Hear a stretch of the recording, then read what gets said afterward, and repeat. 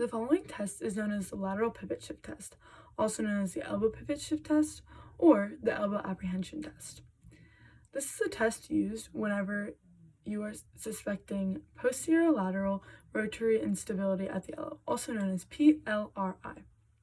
PLRI can happen with injury to the lateral ulnar collateral ligament, a sprain to the radial collateral ligament, or injury to the anterior capsule of the elbow.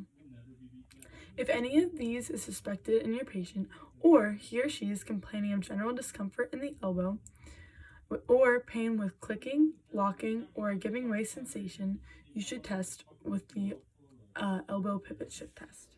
The patient should be supine with their shoulder externally rotated, and the clinician should have one hand at the wrist and the other hand at the elbow. The clinician should add a valgus force to the elbow and a slight axial load.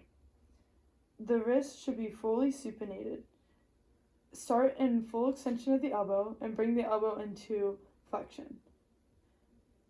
At around 40 degrees of flexion, you should feel a subluxation in a patient who is under anesthesia. After this point, bring the elbow into pronation and allow it to reduce with further flexion. In a patient who is not under anesthesia, repeat the same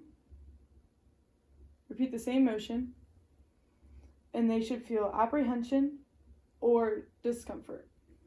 Posterior lateral rotary subluxation of the radius and the ulna about the humerus at around 40 degrees of elbow flexion, followed by reduction of these bones with further elbow flexion, is a positive sign.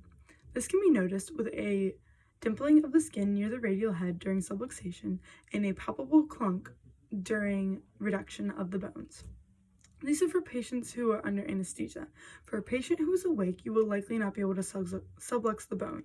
Instead, they will report instability or apprehension during this test. The clinical value of this test is questionable. The sensitivity is higher with patients who are under anesthesia than those who are awake.